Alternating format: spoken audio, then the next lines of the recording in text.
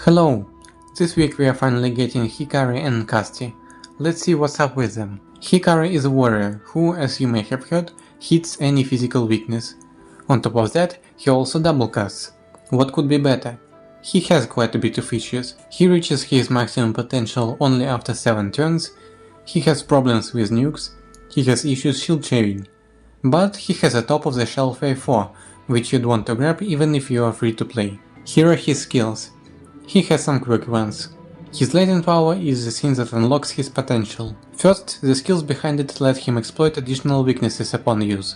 Just don't get rigged by the thought, oh, he exploits everything. He doesn't get an exploit effect for sword or spear, so he has to use respective skills if these are the only weaknesses. Second, he has a passive, which gives passive attack and double cast upon use of those special moves.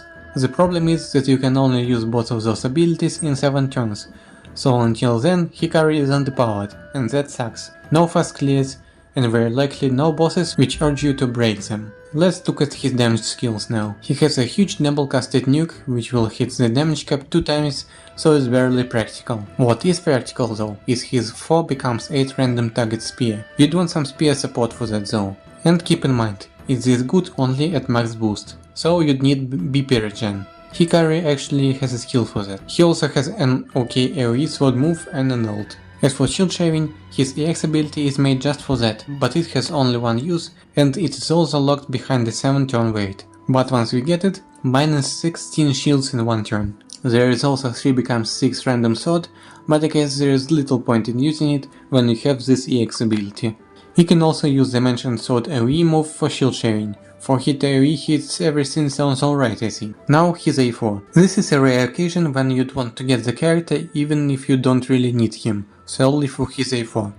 Let's go one by one. Why damage cap is valuable?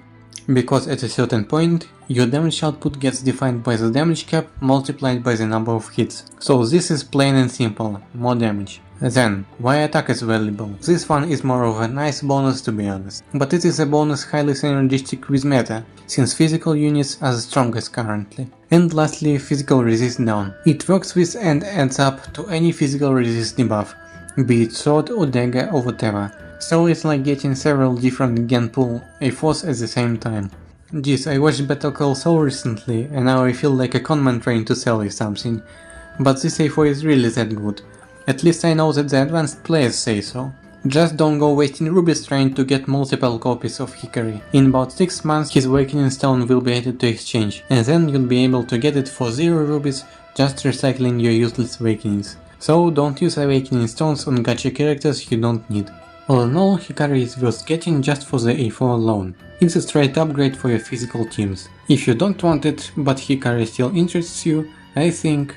In this game you want to be over with the battles as fast as possible and in one break. But if you do enjoy, if I may say, turtling up and winning battles slowly by simply tanking everything, and you need a multiple to tackle any weakness, Hikari is your guy. I also think he would be good for cascade battles. You've seen how they are. It's only a matter of time before we get one where weaknesses don't match. But the main reason to get him should still be his A4, it's just that good. Now on to Castti. She is something else. She is the answer to almost all questions for X damage dealers. Do you want a better Richard but for X? Do you want to cap 30% active attack and X damage by a single character? Do you want better damage cap and dead aim? Then you really like what she does. Here are her skills. She does a lot of stuff. Her latent is an interesting one. As long as it is available, you have access to 4 additional skills. How's that for all compression? Most of them are quite simple and uninteresting, but her X damage one plays a crucial role in her kit, and you are likely to use this one the most. Her EX ability is cool, but isn't without issues. First of all, here are the rest of your attack and X damage buff. Then a very useful damage cap up, then dead aim. But since it turns 2 in the end, here is a small problem. You use it 1 turn before break, you get 2 duration. On the first break turn it becomes 1, so you get 0 duration on break turn 2. How do you alleviate it? The easiest way is to place Luchetta or Mabel behind the damage dealer. That will add +1 duration to all received buffs. You may have heard about pen buff stacking. That's the same trick. and then you'd be able to utilize both the EX skill and the ult. And that's basically your good enough plan. I don't think you can make it work better without limited items, but in theory, how do you make it work better? You can get 2 turns of damage if you have either a buff extending A4 or an ultimate 10. Out of the two, I'd rather choose a buff extending A4, because it's universal and makes your ult last longer too if you need it. Hasumi and Primax are the general pool units who have this A4, so keep their awakening stones. Okay, back to Casti's skills. She has the passive attack and next damage up. Richard has a similar one. The follow-up skill is like Oswald's, but with AoE access, and she doesn't need to be in the front row even. And the ultimate, which is 2 turns long at U9. You probably don't need it at level 10 like I said. It's very cool. Gives both attack and damage, which is still quite rare. And it's for the whole team, so we don't even need to align everyone up. Now her X skills. 6 hit single target main damage move, 4 hit AoE, 4 hit only on max boost, priority random 4 hit with X resist. Combined with Nefty or Jade or even Gertrude, they also have X resist down.